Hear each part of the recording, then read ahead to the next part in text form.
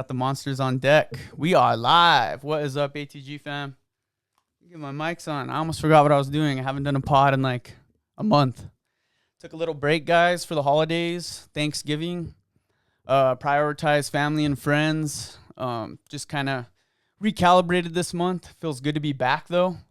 I'm super blessed to be able to do this, to have a platform, to be able to share with you guys my life. You know, not that I have too much to offer, but I really like to highlight my guests. My guest choices are, super important to me. Even the people I don't know, it's so good to give people a voice and an opportunity to share behind the scenes on how they think and who they are. You know, I really value who people are at the core, and that's what Against the Grain's all about.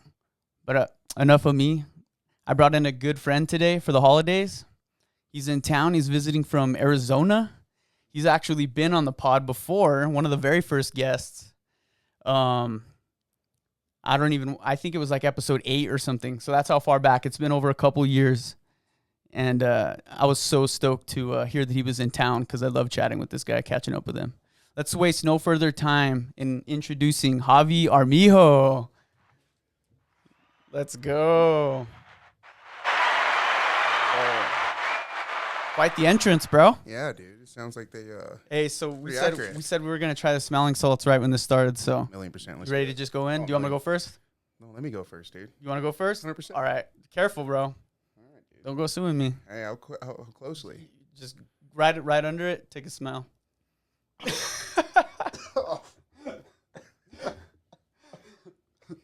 Oh, thank God I'm wearing glasses because my eyes are. I don't look like I'm crying right now. That tricked me. One of my nostrils is clogged, so I didn't get it until it was right there. Woo! Oh, we are live, baby. Oh my gosh, I feel. Let's go rip some squat sets, bro. bro. I know. You know, I cancel the podcast. That's what it's made for, bro. I think the person who made that, the smelling salts, is like a professional bodybuilder. I don't know what it is, man, but those things are. You guys want to wake up in the morning, get It's just called world's strongest smelling salts. Bring some life into you. Maybe they'll see this and they sponsor you and then you get it for free. Yep. Shout us out. Or we're shouting you out. I know. So throw me some free salts and we'll call it even. I'll take it, dude. I'll take it. Take it dude, all day long. It's been a while. It's been a long time, bro. I'm so glad to be hanging out with you, man. I know. It's been a minute, bro. I love your glasses of choice, man. Looking gangster. Sean O'Malley kind of vibes. I think it looks good, bro. I think you came out pretty good, man. Heck yeah. How have you been, man? I'm good, man. I'm good. I can honestly say I'm probably the best I've ever been, man. That's good, man. Personally, mentally, physically, spiritually, it's there's a road you got to go down to be able to find this path, to be on this path and be able to figure this out. And I think I've started to listen, and I think I've started to go on the path that I've always been meant to go on. That's cool, man. That's super inspiring to hear. Mm-hmm. And it's so cool because I feel I'm somewhat kind of in the same energy space as you. Mm-hmm. You know, I'm like, you know, how old are we? You know, we're older. We're like, we're still young men. Yeah. But sometimes it doesn't take, you know, you don't figure it out right away. You don't. Or you get certain parts of your life right. Yeah. And there's still parts of your life that are lacking. And we still are. It's never ending. Mm-hmm. You know what I mean? I agree. But like you said, to listen, to grow, reflect, those are some things that young men don't like to do. No, you know what I mean? We don't ever like to admit anything. And so that's cool, man. You were telling me you were in a good headspace. And that you had a lot to share, bro, and I can't wait to hear about it. But I kind of want to give a little recap on how we know each other, how we grew up. Yeah. You know, we both grew up going to Belen. We grew up in Belen, small town Belen. Mm-hmm. Xavi was a little bit younger than me. Mm-hmm. I was kind of somewhat of a mentor during high school, a little bit. I would always, before this guy could drive, be giving him rides home, giving him rides homes after practice. 100%. Stop and get this guy some food at the gas station. Feed this poor little guy. Snack packs in Walmart, dude. Snack packs. Yeah, dude. Snack packs. We can't not forget about that, bro. I know. I'm pretty sure I owe you some money for some gas money, dude. You used to take me everywhere. You were Uber before Uber was here. Oh, dude. yeah. It was the Belen Uber. I know. And you're in a little. Except I would end up losing money every time. I know, dude. Was it the S12 you used to have, or that little XR? The little tiny blue truck is like a little. Oh yeah, that was just a little Toyota pickup. Yeah, I think you went forever. Things been rolled down a couple hills. Yeah, dude. We used to try to go we in the fit like 15 people in that truck. Oh, it'd be like me, you, Pat, stuffed inside of it, and then we'd have people in the back and sneaking out the high school. Yeah, 100%, man. So yeah, man, that's kind of like where it all started, you know. Mm-hmm. And we've kept in touch. We kept tabs. I know you moved out of state, but we always kind of link up when you're back in town. 100%. Yeah. It's cool to get that, like, you know, even yearly check-in, see how you're doing. Mm-hmm. You recently just got rid of socials? I did, bro. I got rid of it. I think I've spent so much more of my time caring about what other people think of me, caring about kind of pushing things in people's viewpoint to get their approval, to just see if they like it. And at the end of the day, I finally realized, like, that shit means nothing. You know what I mean? And what matters is the people that you care about, the people that like the people that you're closest to. Those are the opinions you care about. The rest of the shit, these people, I mean, everybody has their own lives, and whether you could be doing everything so perfect, you can make all the right decisions, you could be an honest, caring, kind person, but there's always going to be people that aren't going to agree with what you're doing. Yeah. You can't please everybody. So that's true. And that's where it all often leads to, is you're trying to please everyone. Absolutely. Or if one post doesn't do as good as the last, and you feel like shit, dude. And I'm like, I remember I fell off. I know, dude. Or like you put a post up and you think it's a fire pic, dude. And you're like, yeah, I'm going to get a lot of likes, you know? And then all of a sudden you look at it, it's like 8. And you're like, oh man, what the fuck, you know? And it's just like, who gives a shit? Yeah. Like, who cares what people think? For what? Whose attention are you reaching for? Absolutely. And I mean, I still have my socials, so like it's just kind of good to be aware of it too. What you put out, who are you putting it out for? Who are you hoping sees it? I agree, man. If you don't get certain approvals, is it going to affect you? Yeah. If you start thinking too much like that, then it's probably best to take a little break, a little breather. I agree, man. I think when it comes to, I mean, we didn't really get to social media when we were in high school. I mean, as you're getting into high school, that's when Instagram kind of started.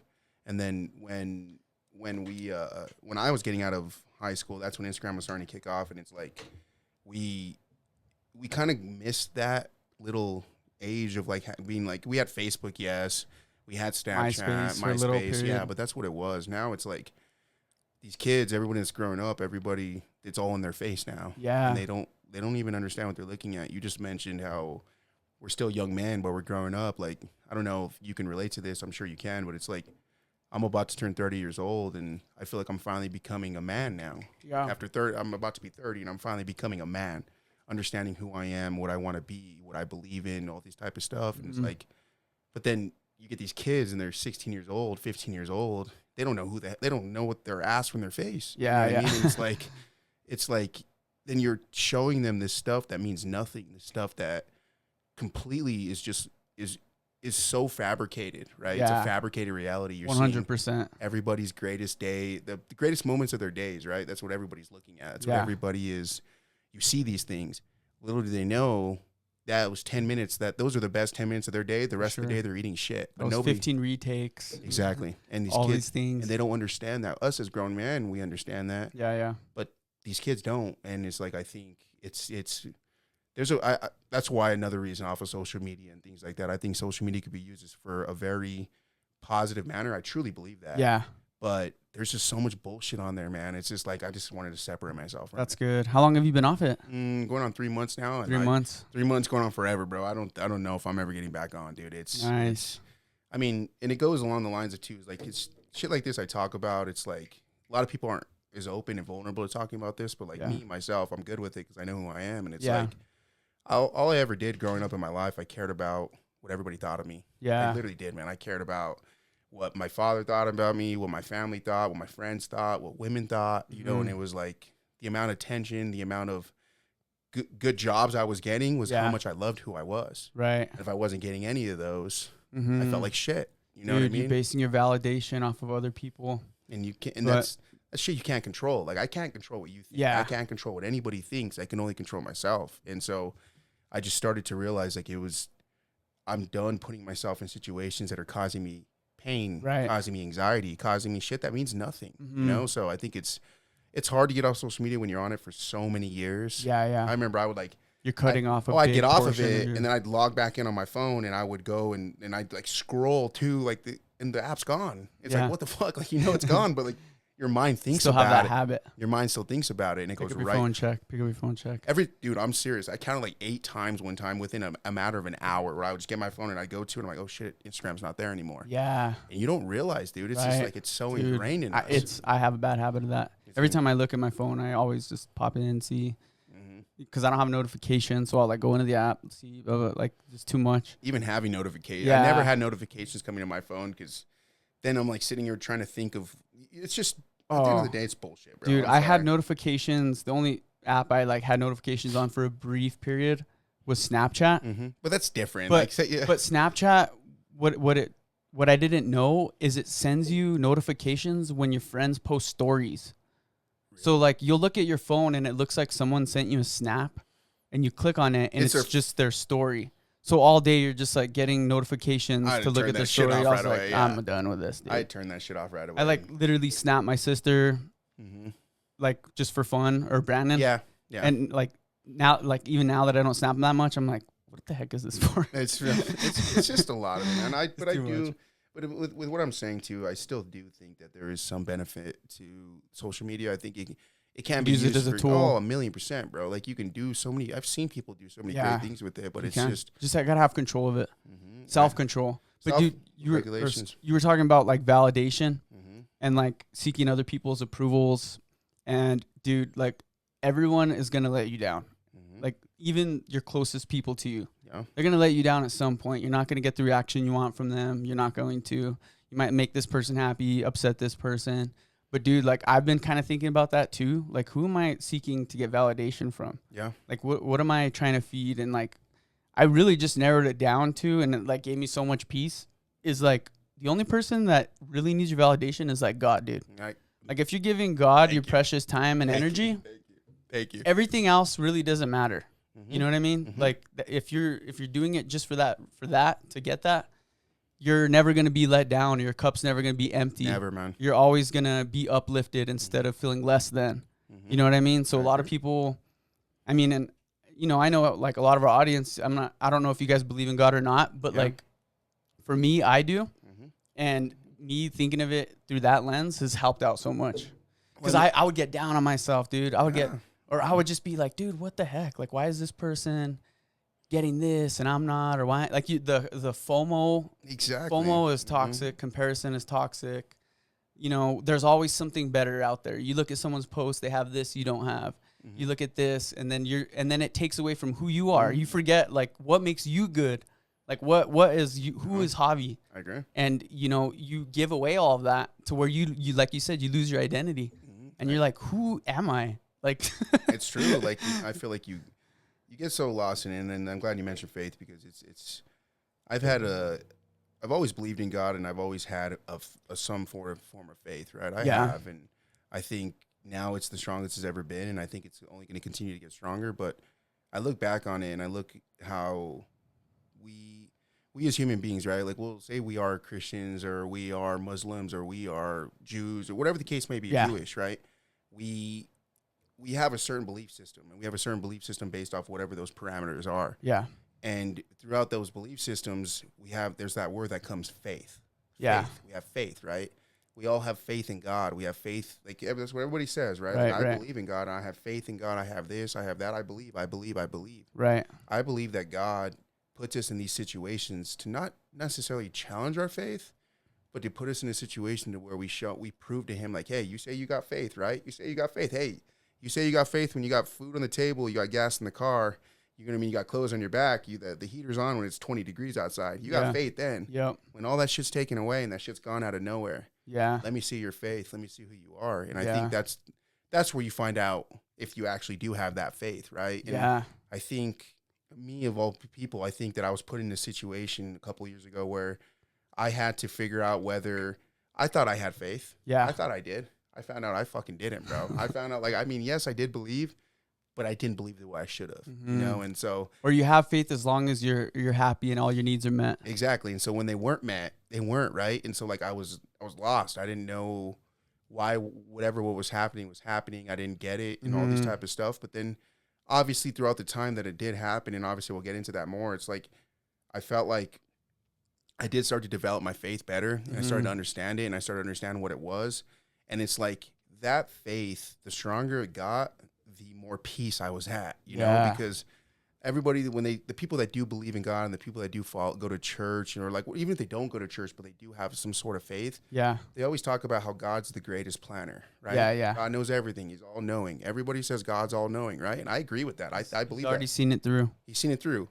How, if you really think about it, like how how comical is it that we get upset? Yeah. Right? We sit here and we say we love God, we believe in God, we believe in his path, we believe that he has the greatest planner.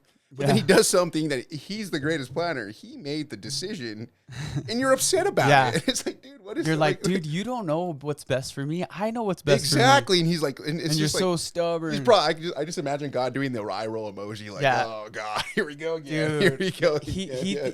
God exists outside of time and space, and all we can see is linear. You know what I mean? So like, we might think that roadblock, you went through something difficult, you didn't get a job you wanted. You might think like God's punishing you, or you might blame God. But like I said, he operates outside of time and space. He might be protecting you from something that could harm you. Or he might be, you know what I mean? Or setting you up on a path. He might be setting you up on a path that goes to a greater distance. Yeah. You know, he might know that road. You think that job's the best that you could get, but you're not going to get along with any of the employers there. You're going to get this, but we don't know that. Yeah. We think like, why? Yeah, I think so too. I think it's like trusting that trust, and it takes pressure off of you too. Because you don't got to carry that burden of like, what's gonna happen next? What's my life gonna be? It's like peaceful. Yeah. Dude, it's like it's if you give in to him and you legitimately just you give in and you're just like, hey, this is your path for me. Right. I'm gonna listen, even though if it's some shit sandwiches I gotta eat, I'm gonna do it because you're giving them to me. And I'm gonna do what I have to do to get there. And so I think too, as well as you mentioned how God does things to set you up on a different path. Like I legitimately just experienced that these last 2 years. Yeah. You know what I mean? And like, obviously, you know a little bit of my story and where the case was. And I'm not going to go into too many specifics, but you went through a hard time. You went through a major roadblock in life. I did. I went and the people that know I did go through a divorce. And so that's what it was. And I'm not going to get into more detail than that. Yeah. But it was at the time when those things happened, it was like what is happening? What's going on? Right. And so like, and I feel like God was putting me in that situation because he needed me to grow. He needed me to learn. I truly, now that where I'm at right now, I felt like he was setting something up for me. Or he already had it set up, right? He knew it was for me. Yeah. But for me to get to that, for me to recognize that, I had to go through that hardship. I had to learn who I was. I had to get all the way down to the bottom of the barrel. Yeah. The bottom. And I'm serious. I was at the bottom of the barrel, as far down as you can possibly go. Sometimes that's what it takes. Just for me to realize that I needed to get rid of that person that I thought I was and finally accept who I am. Start building on rock instead of sand. Exactly. And so the rug doesn't get pulled underneath you, or it isn't as traumatic. And so like throughout the years, like it's been a couple of years now, but like I still remember. And so like I'll be vulnerable and talk about a little bit kind of like how I understand this because of my path and whatever the case is. Was like, obviously when that had happened, I kind of like, I did lose myself. All I was really doing was I was working and I was fighting. It's all I was doing, you know? Yeah. But the thing is, like, I wasn't even focusing on my job as much as I should have. I was just going through the motions. Everything. I was going through the motions. I was trying to search, like trying to fight, trying to be something that I wasn't, you know, even though you were a good fighter though. Yeah, I was okay. I was okay. Trust me. I was okay. You got that dog in you. You go against those good guys and you think you're good, and then all of a sudden this guy's from Belen, New Mexico. I know. You think you're good, bro. Then you go and you MMA lap and you spar with some of those guys, and I'm like, oh, I don't think this is for me. It's fun until your nose gets broken. And that's why my nose is all smashed in right now, dude. But it's like that moment of my life, I was going through the motions. Yeah. I was 1,000,000% going through the motions, and over the time, like, you know me, I'm a highly disciplined person, and so like my discipline kept me alive. It wasn't my faith, which is unfortunate. It should have been my faith, and it was my discipline, you know. And either or, I don't punish myself for that. I don't say like, oh, I could have done this better, I couldn't have done that. I think I handled it pretty decently for the sake of what was going on. You could have went totally off the deep end. I could have. That's when people turn to substances. Dude, That's why I turned to fighting, dude, because that was my outlet. Like that's what it was, right? Like when I was training, when I was fighting, I was doing all that type of stuff. That was the one time I didn't think of anything. Right. Like you can't. Yeah, you can't. Someone's on top of you, fucking trying to choke you out. Yep. You can't think of anything but trying to get out of that, you know? So and then you leave and you're so exhausted. You're too tired to even really be stressed. And you're like, fuck yeah, I'm going to go home, go to sleep. And then you wake up the next morning and then anxiety hits again, right? Yeah. And so start over. That's kind of what happened. And so like throughout that time, I remember a lot of people don't know this, but like it was around probably about 10 months after all that shit happened, I actually got let go from my job. I actually got let go. And it was kind of a mutual understanding, but it was like, because I wasn't happy either. It wasn't working out the way I wanted it to work out. But they started the conversation. Yeah, you know, yeah. and for the longest time, I was like, oh, well, it was a mutual agreement. No, homie, they showed me the fucking door, bro. I'm sorry, but I'm not gonna sit here and try to make myself feel better about the situation. They showed me the door, and even if I look back on it and all that stuff hadn't happened, I still don't think it would have worked out. I still think it would have ended up at some point, but they still showed me the door. And I think at that moment, that was when it was like probably the deepest I've been in that barrel, right? Because that was the only other thing you're holding on to. That's all I had, bro. That's all I had. And so like when that happened, the fighting was already kind of done after that, or before that, I had already kind of stopped fighting, and I was going to focus on work. That had happened, and then I remember I was out of work for about 2 months, man. I had just signed a fucking lease at this nice apartment in fucking Scottsdale, this loft, dude. And I'm like, oh, this is great, all this type of shit. When it rains, it pours, huh? I legitimately assigned the lease fucking 2 weeks before that, and they were like, dude, get the fuck out. And I was like, oh, God, dude, what am I going to do, you know?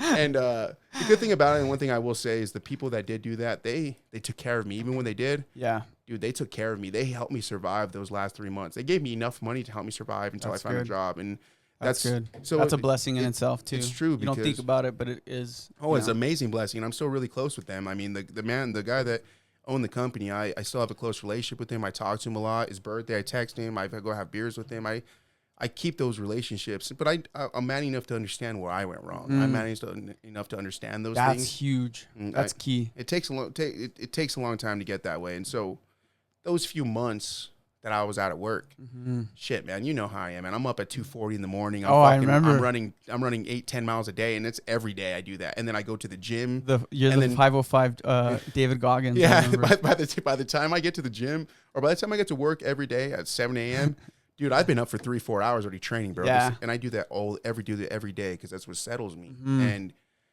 I had nothing to wake up for. Yeah. I had nothing, dude. And I'm just going to build my body. Dude, I'm just going to do what I can with the time I have. It was, and there's only so much hours you can work out, homie. Yeah, there's only so many things you can do, right? That's true. And so over time. Like you said, bro, everything leaves your cup. It doesn't all the way fill it, you know?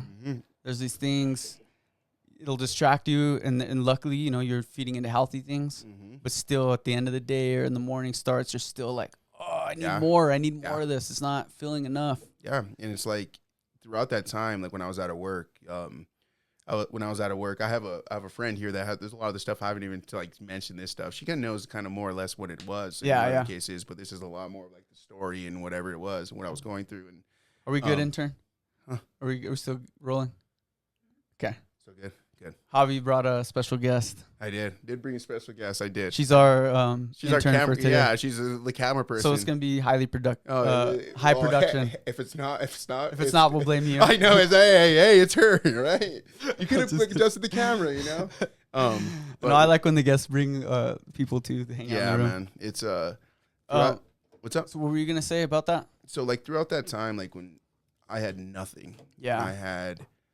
I felt like I just remember, man, those days, man, because I think this is what happened, and I'll be vulnerable about this. This is shit I've never really talked about with people. Yeah. Even a lot of people, like, you didn't even know I went through divorce because, like, I didn't post that shit on social media. I wasn't, woe is me, fucking feel bad for me, all this type of shit. Dude, nobody gives a fuck, dude. I'm sorry, but nobody cares. Yeah. And I wasn't going to be that guy to go do that. And so, like, I was very quiet about it. And throughout that time, when I was fighting and just going to work, I didn't really heal. I didn't heal at all. I buried my shit. I buried it, bro. I buried it, and I was doing shit I shouldn't be doing. I was not focusing on work. I was fucking just fighting all the time, that was the one good thing that kept me alive, which I'm so grateful for.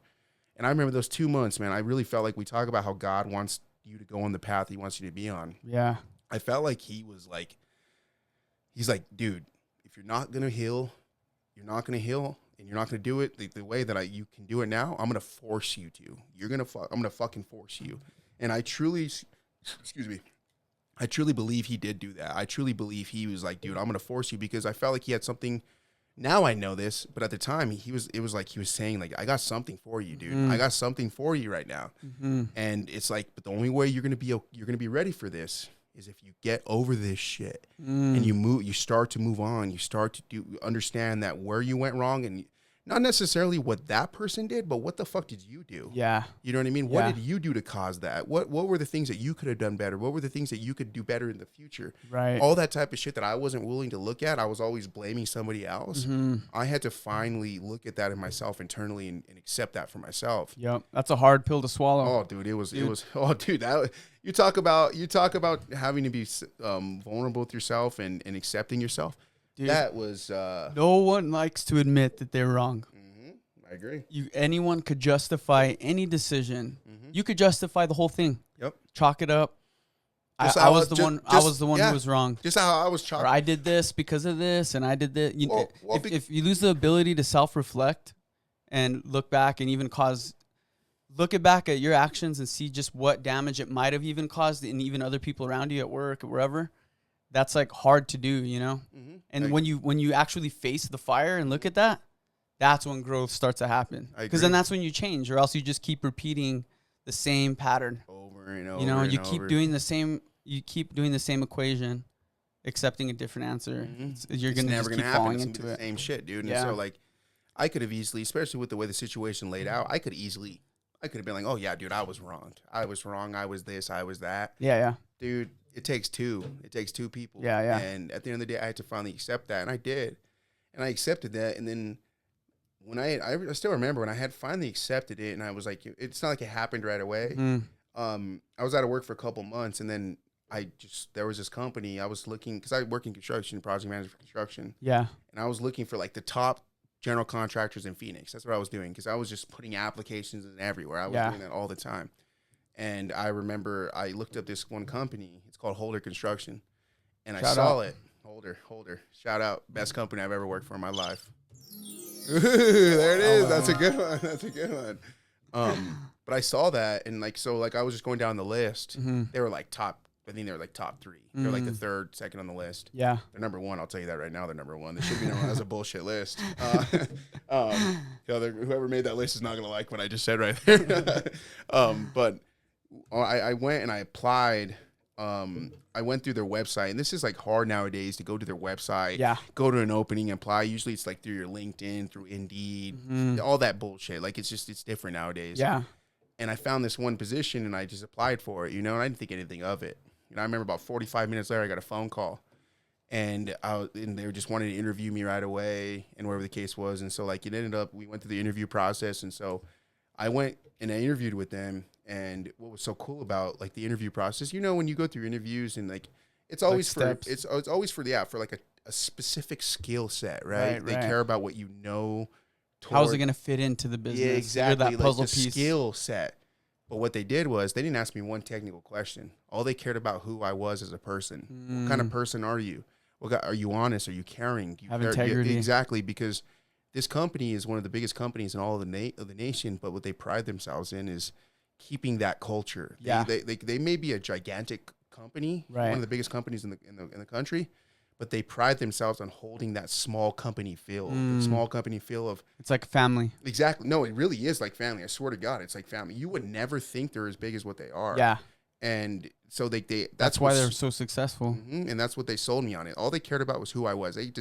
We sat there and we talked how we're talking like this. Yeah. That's how we talk. Just get to know you. Yeah, how does Javi think? Oh, we sat there and talked for 3 hours, man. Shout out to Kyle Wright, man. How many push-ups can you do? I know. Just kidding. I know. So it's like that's cool. They did that. That's a blessing. Oh, they did do that. And so I found that job, and so like obviously I got hired and I started, and it's not like when it first started everything was like sunshine and rainbows and things were amazing. I still remember when I first got there. I remember we went to the site safety orientation, and like they gave us this hard hat, and I looked like a dork in it, man. And I was like, what do I look like? She laughs about it, but I look like a dork, and I was like, no one looks cool in a hard hat. Well, I know, but at least, but these new hard hats. So that's the cool thing. If everyone's wearing it, you all. I was wearing. Well, I just didn't even know what I got myself into. You know? Like, and so I get there, and it just evolved, right? Like I got there, and things were good. It was like a slow burn getting. But this company is performance based. They're performance based, and they all like. As much responsibility as you want, as hard as you want to work, dude, you can go as far as you want. You can do whatever it is. And that is an environment that is tailored for me. And so throughout all this last year, like 2024, now that we're about to be in 25, was I mean, it just evolved. It went 1 month, 2 months, and all of a sudden it just started to grow and climb and climb and climb.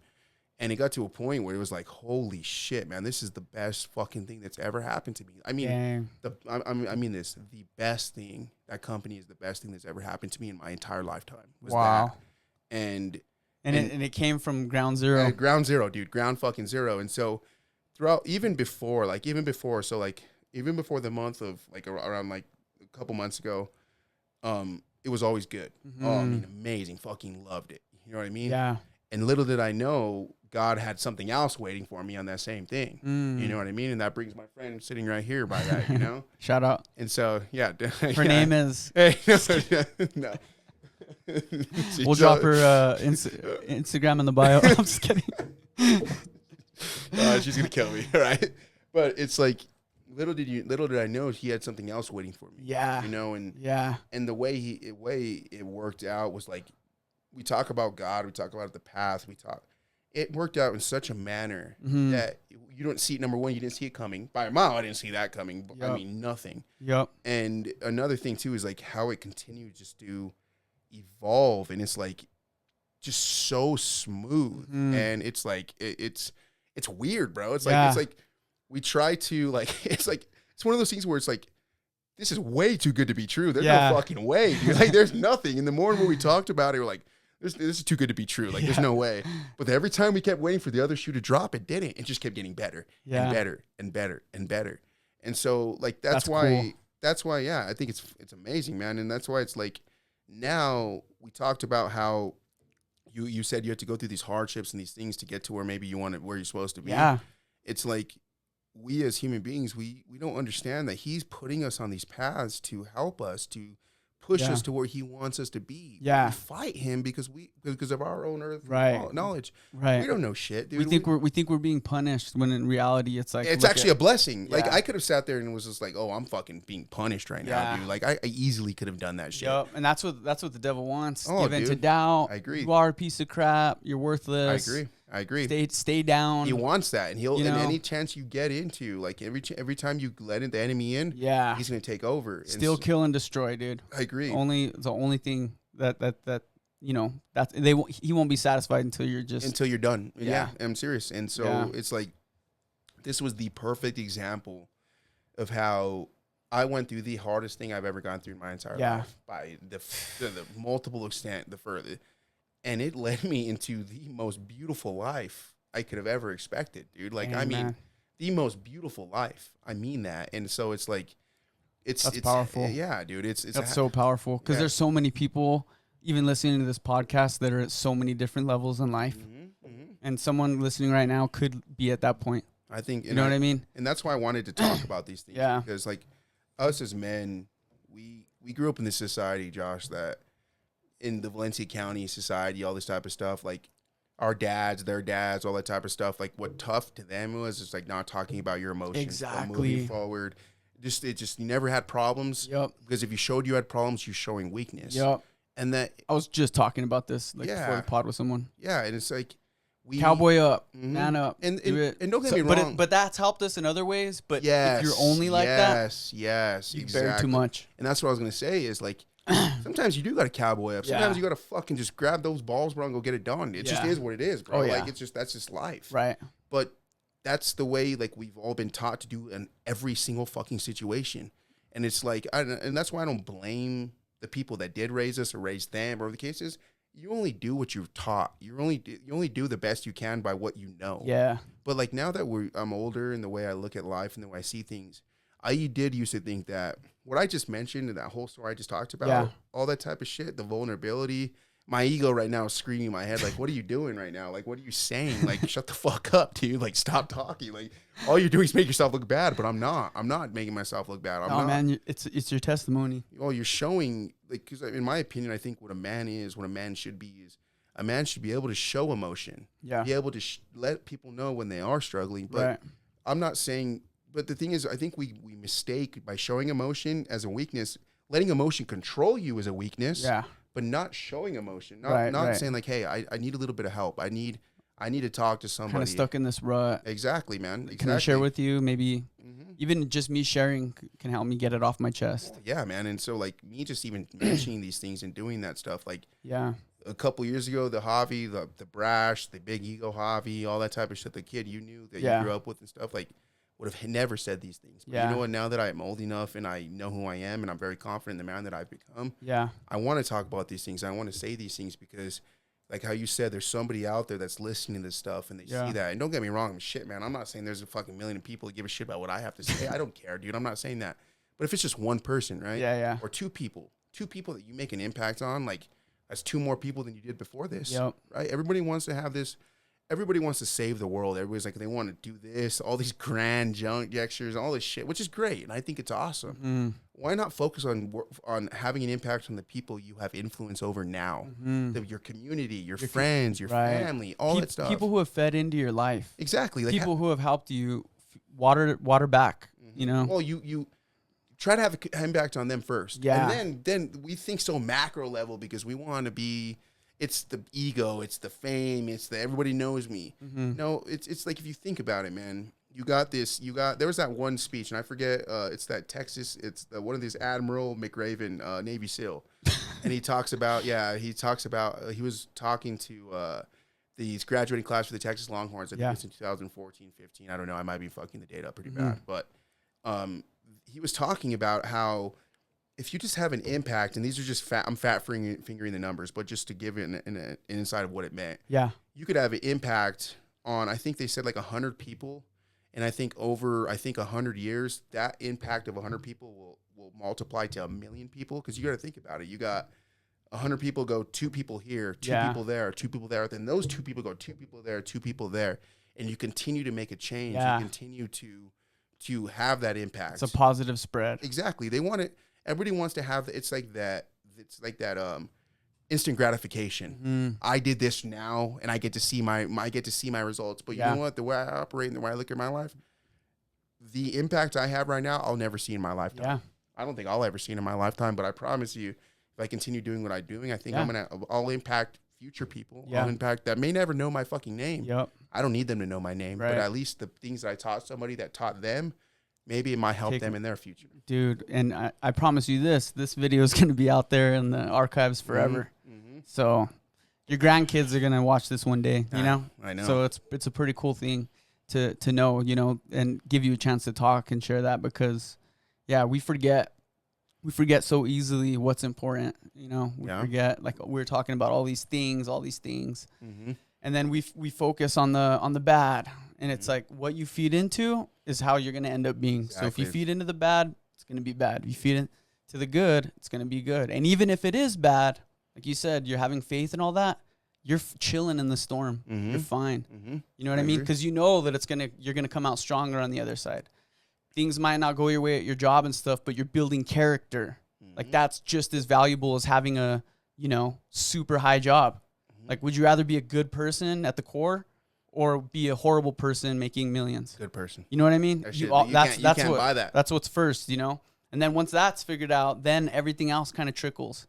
And it seems like that's what happened to you, you know? Yeah. You started off internally, figured it out, literally, like at the bottom. And as hard as it was, you just accepted it and moved on, you know? It's true. And it's hard to do. And I was, while you were talking, and I actually just heard this at church the other day, and it like stuck with me. Yeah. I don't know what, I wish I could call my mom right now. I should call her now. I know. I forget what book it is.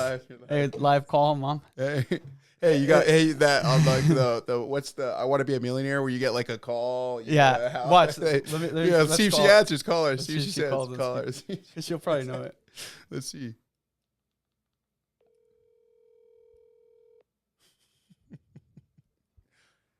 I hope so. She'd be like, "What do you want?" I know. She's like, "Josh, don't you stop calling me?" She's all mad at me. She's gonna forward your call, bro. Dang, Mom doesn't love me. Wow, she's gonna see it on there. We're gonna be like, wow. Oh, we're gonna use this against you. Oh gosh. She'll call, but it'll be too late. But I think the scripture says, like, no eye, nor ear, nor mind can even imagine what God has in store for His followers. Even like no mind, no like you said, you couldn't even imagine right after the divorce and all that, what was going to be the outcome years later. No clue. And it was like years later. It was years. Yeah, dude, that shit fucking sucked. Though, it's not, and that's one thing people forget too, is timeline wise. Yeah. Some things take years to fully show growth. Yeah. You might plant that good seed and it'll take 4 years for it to actually start to flourish. And so don't get frustrated if you're like, you're lined up, you're doing good, and you're like, okay, I want it to be good now. I want everything to work out. It's like, it's going to take time. And that's the thing, is not losing faith throughout that time. Yeah. If it doesn't go right in the first year, don't get frustrated and give up. Yeah. Keep persisting. Like, you even look at all these stories that come into mind, but like Abraham in the Bible, you know, God promised him that I'm bringing up the Bible a lot, bro. I've been digging into it. Her and I talk a lot about these things. Nice. So that's why I look at it whenever you say yeah, I'm ADD, so I connect everything with everything else. But Abraham, God promised him that he was going to be the responsible for the next generation, that his seed was going to be anointed and it was going to flourish. You know what I mean? And he didn't have a kid, he was like 100 years old, and he like still kept the faith, and God kept his promise. Imagine waiting up to your freaking 100 like, bro, come on, I can't even go to his like graduation now. Any normal person would just totally give up and be like, I'm 100 years old, bro. And he kept the faith. And he just never gave up faith. So that story alone, just that little tiny snippet, should make you open your eyes to realize, timeline-wise, how God operates around that. Yeah, because our idea of time and his idea of time are completely different. Yeah, and I'm not saying everyone's going to have to wait, 50 years for good things to happen. It could happen tomorrow. You don't know that. I'm sure God blessed Abraham throughout his life while he was waiting. You know what I mean? In other ways that gave him peace. I agree. So, like, hold on to that promise. Hold on to those promises. I just think, too, is like, I think the best thing somebody can do for themselves when they are struggling through these times is it's like, you said, what would you rather be, a good man with a good character, or would you rather be shit person, millions of dollars, right? Yeah. And we know what our answer is, and it's like, I don't know about what other people's experiences are, whatever the case is, but what has brought me the most pride in who I am as a man, the self-love of who I am, was being a good man. Yeah. You know what I mean? Like being kind, being caring, being compassionate, right? Being honest, right? You know what I mean? Like being humble, you know what I mean? Helping people, right? All this type of stuff, like doing the right thing when nobody's looking. Yeah, and not putting yourself first in everything. That's something that everyone struggles with. Like, we think we're the main character, and we're not, bro. If it's not feeding me, or if it's not what I want. But it's good to overflow into other people's lives and not expect anything. We're here for each other, dude. Yeah. Like we're all we have that we know of, right? All these other aliens going on. I don't know about them, but shut up. Yeah, I know. I don't know what's happening to the aliens, bro. But oh shit, that's it. I like that. We got did she pull it up? Yeah, she pulled it up. She said, so it's Corinthians 2 verse 9. But as it is written, eye has not seen nor heard, nor have entered into the heart of man the things which God has prepared for those who love him. That's powerful. It's true. That's crazy. Well, it's true, too. Thank you for saying. Thank you, baby. Thank you. You got the best intern. Oh, she's amazing. It's like, Mom. Hey, Mom. Hey, you know what, Mom? You know what? It's over. It's over. You know what? Hey, 2 weeks. 2 weeks, no Joshy, all right? 2 weeks. 2 weeks, no Joshy. It's because her favorite son's in town. Ooh, Luke's in town. All Josh. You got Luke, dude. You got Hannah. Oh, you're screwed, bro. You ain't getting It's okay. That's how I got you, bro. It's all good, bro. You guys are my family. I know. We'll hang out here, dude. But it's those things, like, and it kind of goes like what we just read right there. It's like, we don't know what God has planned for us. I mean, this that I've discovered, like, in not getting into too much detail, but it's like, it's the only way we describe it when we talk. It's like beautiful, dude. Yeah. It's like, it's a beautiful thing. Like, it's like, you can't describe it in any other direction. It's just a beautiful thing. The way things have worked out, the situations, and then what's the coolest thing too is like, God is talking to us every single day. Yeah. You know what I mean? And like, when you listen, you can hear what he has to say. Right. And like some of the stuff too as well is like, even with this situation and like her and I like getting involved with each other, it's like he was doing things like, and it's like, some of it was like kind of funny too. It's like, he's like, are you effing with me right now? Like he would he would do stuff, like put something in her mind, something I had no idea about, nothing. Yeah. And the next day we're sitting talking in her car and I say something and she's like, like looks at me like, what? Like, are you messing with me? You know? And it's like, those are those things that you cannot even explain. Yeah. You can't explain. You can't. can't. That it's just divine. It's divine. That's a good word to use. Yeah. Divine, you know? And so you never know what God has prepared for you. You never know what God's going to do for you. You just have to have that faith and continue to move forward. And it's like, even with these situations that we go through, you know, like we talk about our faith and we talk about that stuff, but like another thing that I do as well is I study Stoic philosophy. Yeah. And so like I'm big on, I have this like 300, this daily Stoic journal where there's certain verses you read every day and all this type of stuff. But like I've been doing it for years, like, and I really believe that was another thing that helped me get through what I went through. Mm-hmm. It's just like a lot of that philosophy is like, it simplifies life. Right. It simplifies what you say to yourself, what you do. Right. Like, and it's not necessarily like a predominantly towards a certain religion. It could be anything, right? Like they refer to God as God. They refer to God as nature. They refer to God as like, anything. Mm-hmm. And so, but the thing about this philosophy is like, a lot of it's essentially for like in a long story short, controlling what you can control, right? Yeah. Doing the stuff that you have influence over. Yeah. And the rest of the shit's for the birds, bro. Like the rest of that stuff means nothing. Yeah. Right. And it's just like all this type of stuff. And then loving what happens to you. Yeah. Like it's like there is like this tattoo I have on my hand right now. It's Memento Mori. And it's essentially me. Can you show the camera? Memento Mori. Memento Mori. What does that mean? So essentially it's essentially in a way of, remember, you're mortal. We're mortal, right? You are mortal. So every decision you're making in your life right now, you're dying right now. You're dying right now. Think about that. Keep that in your head. That's why I put it right here on my hand. So every time I look at it, it's like every decision, the way you're treating people, the way you're talking to people, the way you're at work, the way you're driving home, the way you're cooking fucking dinner, the way you're going to sleep, the way you're taking a shower before you go to bed. All that type of shit, in my opinion, should be done with intention.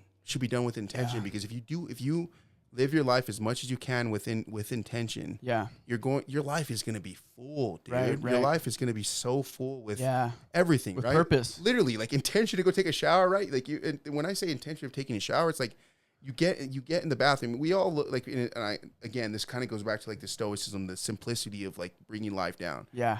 For me, taking a shower is amazing, right? Because it's funny. People are like, what are you talking about? It's like, you go to the bathroom. Number one, you turn on the light. The fucking light turns on, homie. Look, like you see all the fat. Oh, God. I'm not talking about that, bro. You're like, yep. And then you turn sideways. You're like, yup. No way, dude. But it's like the light turns on, right? Yeah. You got electricity, right? Yeah. Like to the smallest detail. You go, turn on the shower. Boom, the water's coming out. But then you turn it to hot. And there's fucking hot water coming out, right? It's nice, right? Heck yeah. When you get in the shower, you have a curtain to cover the fucking, so there's not water all over the floor. There's all these, and then all of a sudden you're in the shower. It continues to go, bro. Yeah. It keeps going. Then you go in the shower. You look. I got to wash I got soap right there. Yeah. Right? I can afford soap. Yeah. You know how many people don't have that shit? You know how many people don't have the electricity? They don't have those things. The water. They don't have they don't have warm water. They don't even have fucking water. They don't have soap. They don't even have a fucking towel. Like, get out of the shower. You have something to dry yourself. Yeah. You get out of the shower and it's a fucking nice cold winter day. You go outside and the fucking heater's on, right? Intentionality, it's looking at everything that happens in your life, everything that goes on in your life. That is life. That is what's worth. And people can't accept that. They want these grand things, or their life means nothing. Right. But like, that is life. That is what you figure out and what you're grateful for. Right. And I think that is what helps people understand it's not as bad as what you think it is. Yeah. We make shit worse for us by the stories we tell ourselves. Sure, bro. Woe is me. They harm me. Think about the times you get cut off on the fucking freeway, bro, and everybody loses their mind, bro. People kill themselves over it. They kill people over it. Oh, all the time. Are you kidding me? Like, it's not like, and that's another thing with this philosophy. It's like, nothing is neither good nor bad unless it's explicitly evil, right? Yeah. If someone's evil, like, hey, dude, that's bad, right? Yeah. Other than that, nothing's neither good nor bad. It just is. We as people, we apply our human judgment to things we have no business judging. Right. That's divine stuff that is happening right now that God is trying to do for us. And we're applying our stupid ass human judgment on it. It's like, dude, what are you doing? Like, what are we? Yeah. It's funny if you like saying that way because people get so caught up in that. Yeah. And it's like, dude, you get away from that. And you just look at whatever happens in your life. For example, someone cutting you off. Oh shit, they just cut me off. It just is, bro. It's what was always meant to be because God's greatest. You don't know what that person's day was like. You don't know. And so like, it's just, and again too, is having that grace and that humility and just having that forgiveness too as well, right? Like people hold on to things. Well, yeah. Well, think about it like this too, is like, and I could talk about stoicism all damn day, but it's like another thing too, like with stoicism that even simplifies it even more is like when somebody harms you, somebody does wrong you, somebody does something, don't get mad. Getting mad means nothing. Getting mad helps nothing. Right. It's instead of getting mad, I actually feel bad. Like I feel bad. Like, hey, you were never taught another way. You weren't taught a different way. So, hey, you know what? I'm going to show you a different way. I'm not going to tell you. Yeah. I'm going to live my life in that manner. Right. To show you that different way, the way that's going to actually maybe they listen to.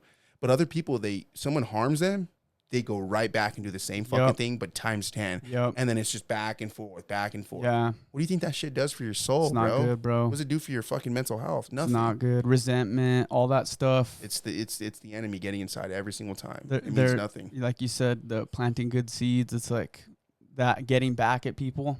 Mm-hmm. It's not healthy. It's not. It hurts you more than anyone else. But the thing is too is like how many times too like we look back on our situations, and I think all of us sitting in this room, like we have had stuff happen to our life, and somebody does something, and they deserve an ass kicking, right? Yeah. And you give it to them. Yeah. How good do you feel after that, right? For a second, you feel good, but after that, how good do you feel? Yeah.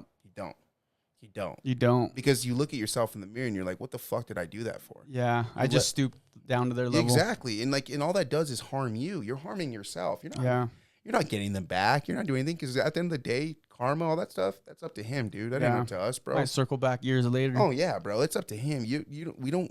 That's not our right, our decision to make that. Right. We don't have those type of things, And so like, it's just like looking at life in that direction of, what do I have control over? What things can I actually focus my time and my energy on instead of just fucking looking at bullshit all the time, right? And looking at things that cause us this angst, this fucking pain, bro. Like we cause pain to ourselves every single day for stuff that it just should never be like that, dude. You're your worst enemy for sure. We are our own worst enemy, but we have to be able to be. Oh shit! I'm looking at that Blake's. Sorry, dude. I got distracted. That Blake's drawing of that. Oh yeah, that thing's badass, bro. That's the Planet of the Apes. I might give you a $10,000 for that thing right now. That thing's badass, bro. The same artist did that one. So he takes I think his name's Cosmic Desert. Shout out Cosmic Desert. That thing's fucking. He takes sweet. Pop culture things and then adds the New Mexico like culture to it. So dude, that is badass, bro. That's bad. I hope he sees this. Bro. I was gonna say I'll have you follow him on Instagram. I'm sorry. I'll pretend I follow you. Yeah. Right? You're my next follow. Okay, you're my next follow. But no, that's badass, bro. Sorry, dude. I got distracted. So I was like, that's sick, dude. Dude, it happens every episode. Really? Guests will be talking to me and they're like, "Is that a Rocky poster?" They're like, "Sorry, hold up. I didn't even notice that." Bro, it's some cool shit, bro. Oh, dude, cool these walls are living life for sure. Yeah, I know. I like to keep all my favorite musicians, movies, even. It's cool, bro. Of course, you got some Kid Cudi behind me, bro. Up there too. Yeah, you've been a kid. You've loved Kid Cudi since we were kids, bro. Got this in 2010. See that? This oh, album. Dude, is that the? That's one of the. I bought that at Hastings. That just shows. Do you see Hastings now as a fucking Dollar General now, bro? That went over what? Over there about almost. Yeah. I haven't driven in Los Lunas. Yeah, dude. Where I remember Hastings. That's sad. Did you ever go to Hastings? Oh, dude, some of my favorite dates in high school. Yeah, dude. Just going to Hastings was so or a movie cool. Gallery. Hastings was cool. And then you know go what to Hastings is or no? It's kind of. Yeah, so it's like they have like movies, they have like CDs. It's like Barnes and Noble, but you could rent movies. Yeah, exactly. Kind Barnes of. and Nobles with like CDs and shit and then in the back, it was like almost Spencer's. Like you could buy collectibles. Mm-hmm. So you could just like hang. And then remember they had music. Yeah, dude, you sit there and you listen. Because this is before you could stream. So all the new music. And you sit there and listen. Yes. If you wanted the new Eminem album, you could listen to it. You'd be like, "This is sick. I'm gonna cop this." I know you have no idea, dude.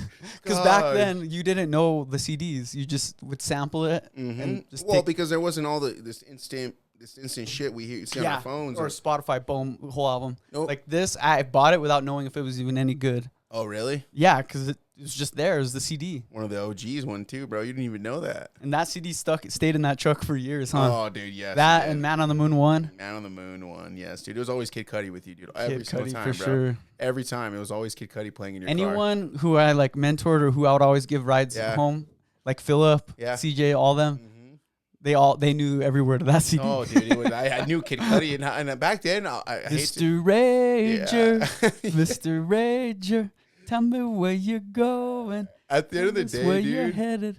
I used to. I'm sorry to admit this. You might jump over the table when I say this. Back then, I did not like Kid Cudi. I know. I remember. You remember. I remember. You're like, bro, play some Limp Bizkit. I didn't like this shit, dude. I was it's because it was like vibey music. It wasn't really rap. It was different though. But now I listen to Kid Cudi and it comes on and I'm like, oh, let's go. It's like nostalgic. Yeah, I'm in my truck, dude, and I can still remember some of those songs we listened to when we were kids. And it's like, when you listen to music and that shit comes back and like it's just certain moments and certain things that come back and it's just like, and you just remember the smell, you remember the feel, you remember all of that shit. Yep. Kid Cudi, I think of you guys. I think, I also think it was like remember Martin Nato? Martin Nato used to listen to his Marty.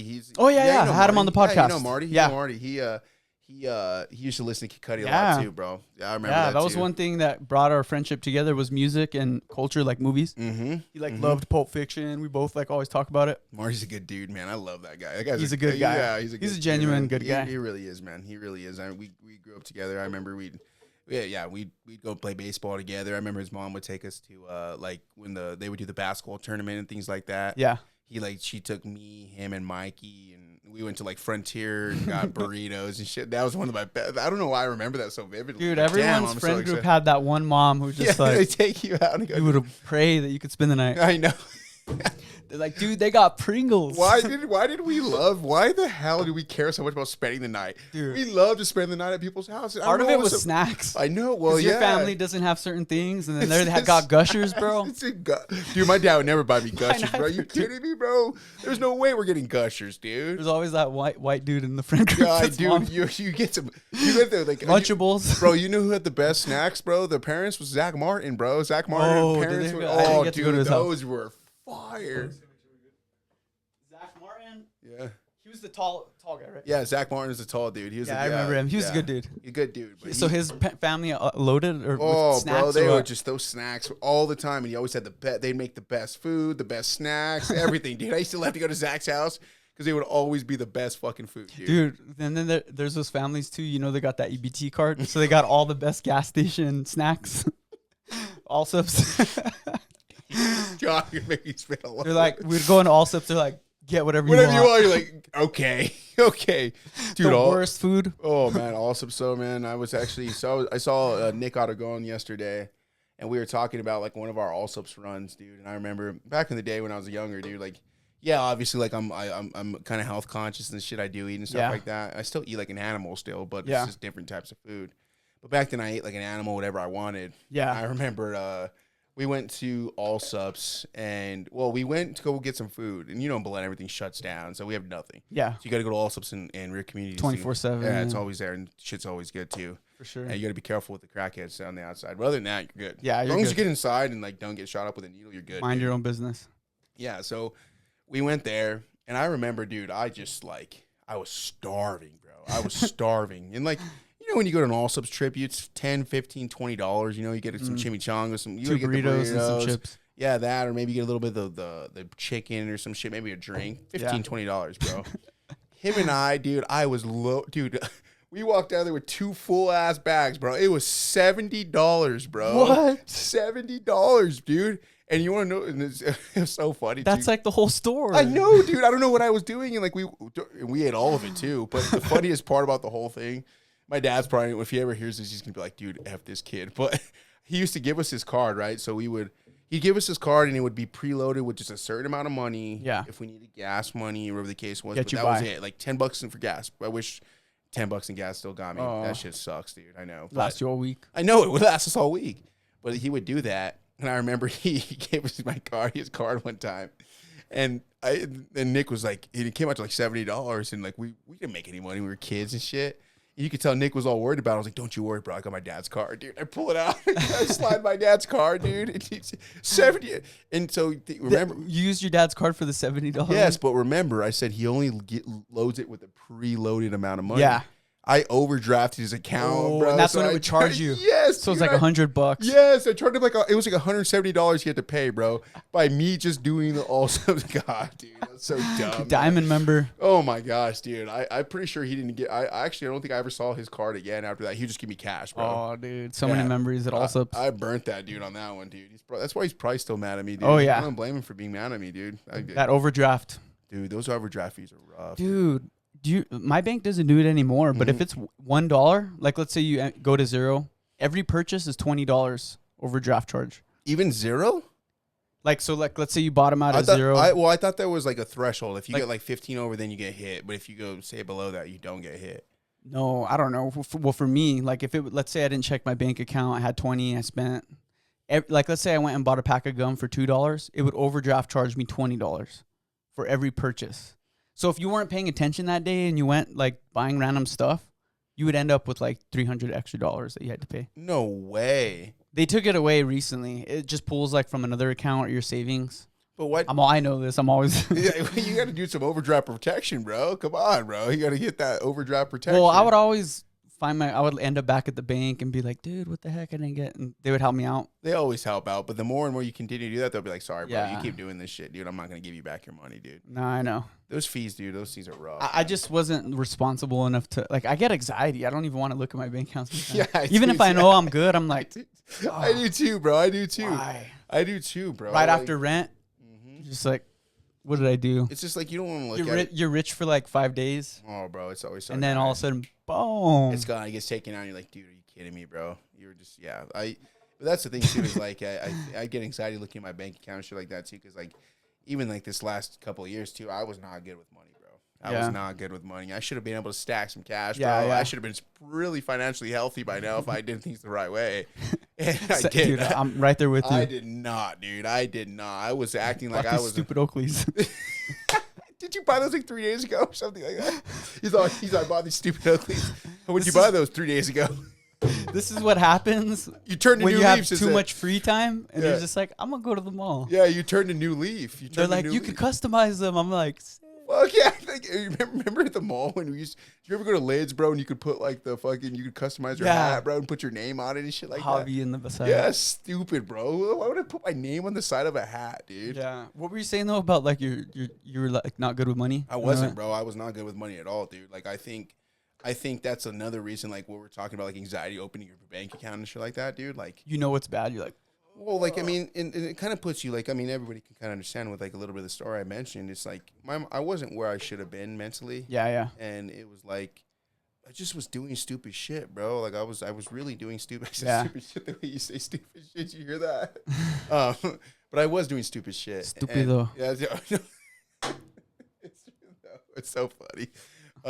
It's so funny. The reason why I say that is because like I'll say something and she'll look at me and she'll just be like, gives me a look and I'm like, what? And she's like, don't say stupid shit. You know, she says that. It's so fucking funny, dude. It's so funny. Oh, I love But that. it's true though, bro. Yeah, It's like I do say stupid shit. Yep. Fuck, I lost my train of thought. The ones closest to you gotta call them out. No, you have to, bro. You have to, dude. But I still remember though, like it's just I was doing stupid shit. Yeah. And it just even those type of moments and those things as well back then too as well. It's like there was just so many learning things to learn. Curves. Yeah, exactly. All those types of stuff as well. Like I mean, it was, but it's as we get older too. Like I don't know if you can relate to this, but I just feel like us, like in our society, like in New Mexico and all this type of stuff. It's like there's not many people we know that are good with money. Mm-mm.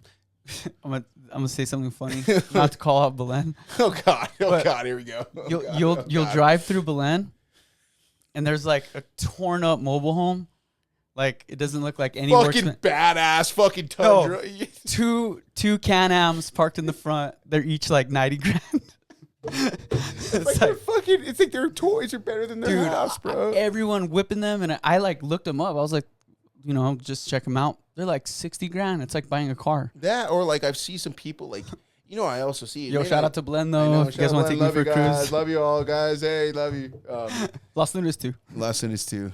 barely, but less than this dude. All right, barely.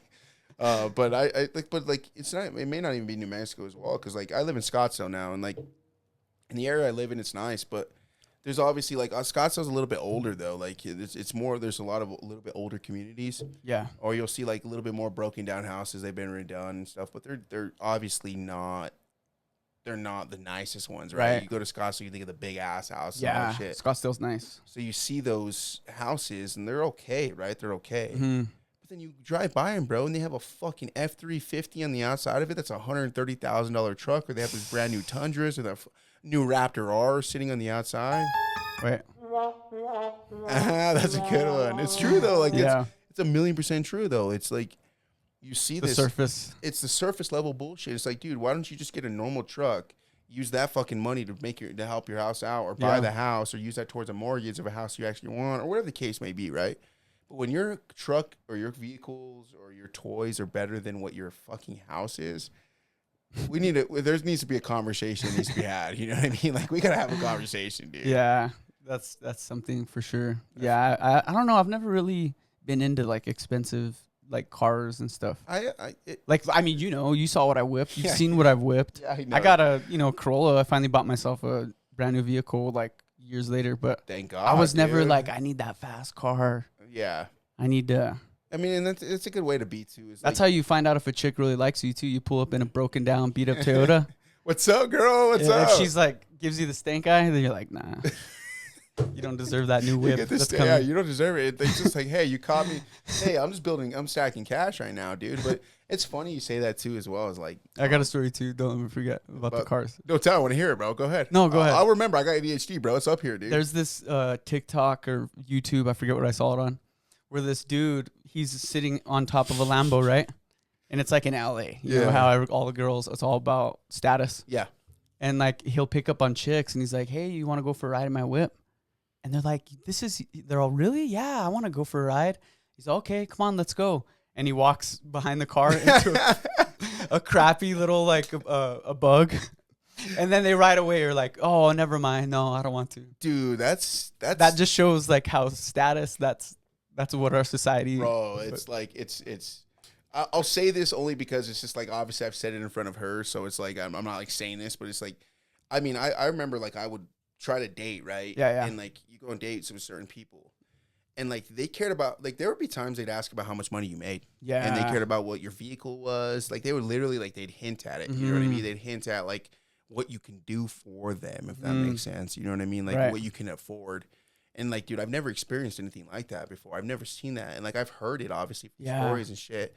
But like when I hear that, I'm instantly like, dude, I'm out. Like I'm fucking gone, dude. Like I'm not doing this, right? But it's just like, people are like that. Like it's gotten worse and worse and worse, especially with this social media, all this type of stuff. And like it's like you can't even have a fucking conversation with people anymore. Dude. Yeah, you can't. It's all surface level. Well, bullshit. Dude, it's the difference between conditional love and unconditional love. Mm-hmm. Conditional love is if you meet these requirements, if you have this nice car, if you can let me use your card anytime I want, I'll love you.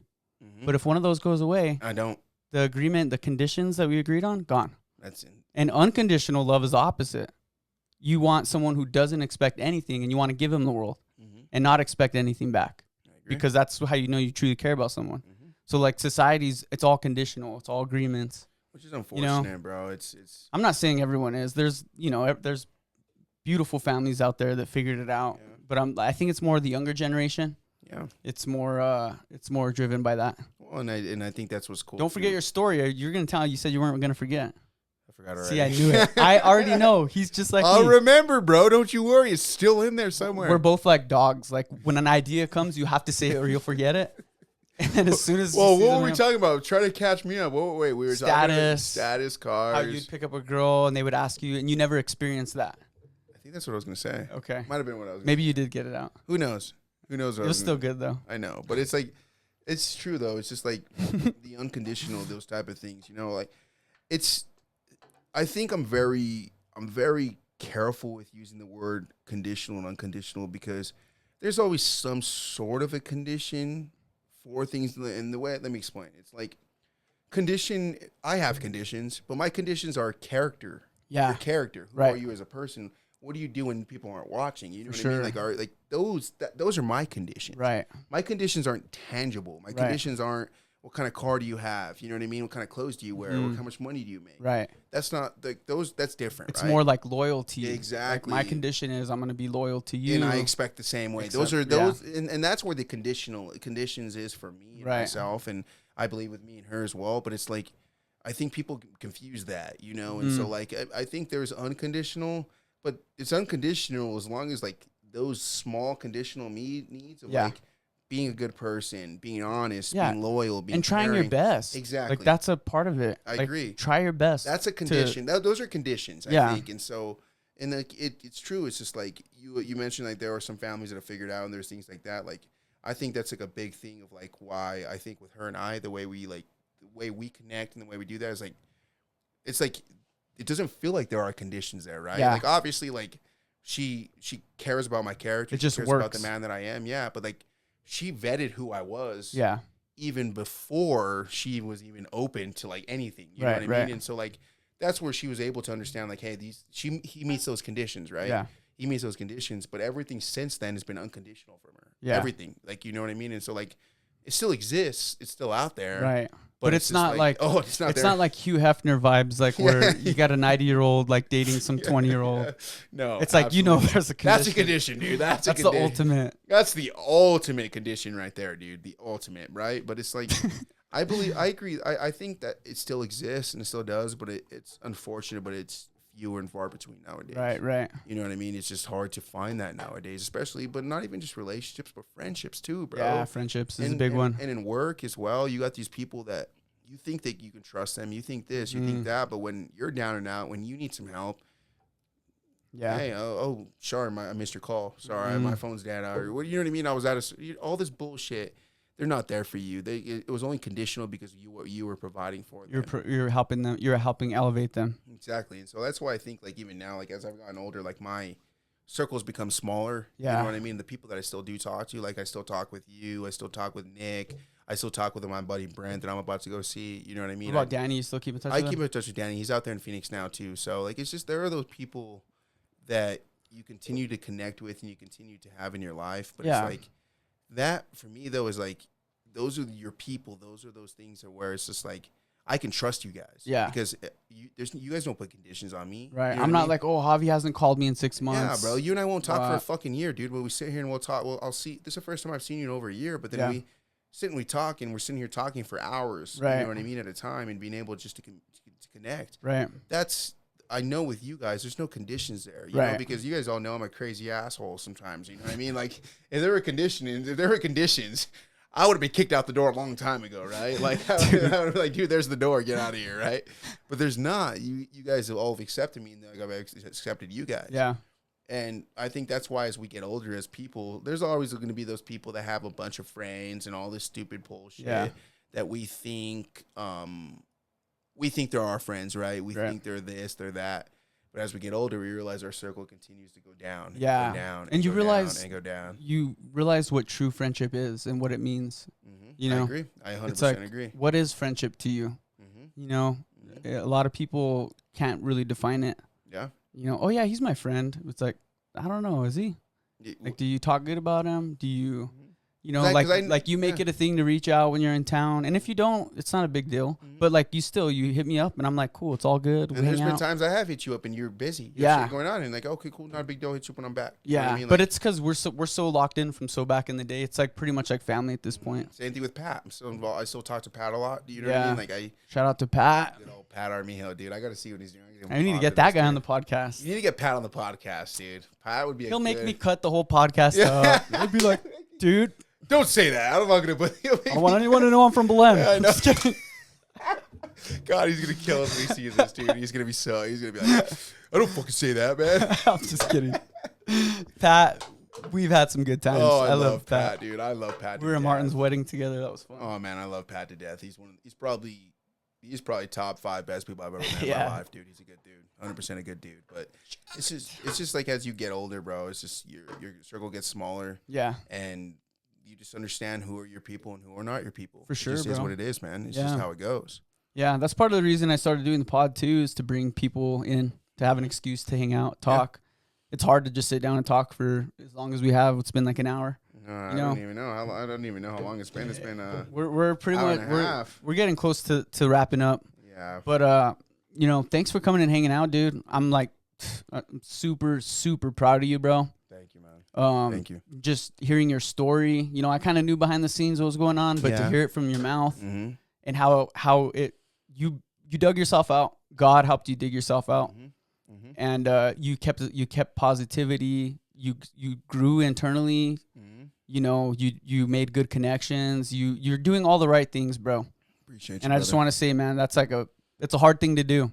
So to see like my brother do that and get on his feet, put his boots on, and continue through life and not let stuff bring him down, that's like super inspiring, bro. Even for me, we're not like you said, it's all surface level, but we're all going through stuff behind the scenes. We all are. So like hearing your story even inspired me, bro. Like it was awesome. That's why I wanted to talk about this stuff. I think it's just us in this society. We don't talk enough. We don't open up enough. Yeah. You know what I mean? And I've had things happen to me in my life with family members that didn't open up. Yeah. And they did shit that they should have never done. Yeah. Right. And so it's just like I have this thing in my life that I feel like I want to open up. I want to talk to people. I want to be able to because I mean, it's not like I'm just like, I'm not gassing myself up of who I am, but I mean, I do believe that I am a grown man and I know who I am and what I want to be and whatever the case may be. And just hearing somebody that does know who they are, be able to be vulnerable, be able to talk and all that type of stuff. It's like, you never know who's listening to this. You never know if there's just one kid that it was kind of how I was, right? Like I was a big egotistical maniac. I was like that because I just didn't know who I was. I was always scared. I was always trying to deflect. I was always trying to do this. So if I can talk and show like these people that are going through that, like, hey, like he was that person. Yeah. He went through this, but now look where he's going. Because I'll tell you right now, Josh, I'm just getting fucking started, homie. Yeah. Like, it's just getting started right now. You know what I mean? I'll see. Love it. But it's never over, bro. And you're gonna go through more downs too. Oh, dude, it's coming. It's inevitable. It's always coming. But hey, you know what? I got my faith now, homie. Yep. So I'm gonna be good. Dude. Let's go, baby. Dude. I'm gonna be good. That was right there, brother. You have anything else to say? Don't, brother. I appreciate Javi Armijo, it's been a pleasure, bro. I love catching up with you. You're always welcome back. Run it back whenever you want. Shout out to our intern for the day. I know. She's I know. She kept us on track. I think it's good. Well, we're gonna find out after this. If not, we're gonna there's gonna be a job posting out and Indeed. Okay. Yeah, we'll give you some. We'll give you a Gatorade on your way out. Yeah, I'll give you a Gatorade on the way out. Maybe an incentive to leave, and then but hey, we'll write you a good recommendation. Okay. She's about to rip your. I know. Yeah, she will. 100%, $1,000,000%. Those Latinas, bro. I know, she's reaching for her shoe already. I'm just kidding. I'm too young, dude. She's all. I'm too young. I know, she just launches it, dude. I'm too young, bro. She says, bro, you're too young, dude. And I'm like, you know what? I am too young. Oh, my bad. I made a mistake. My bad.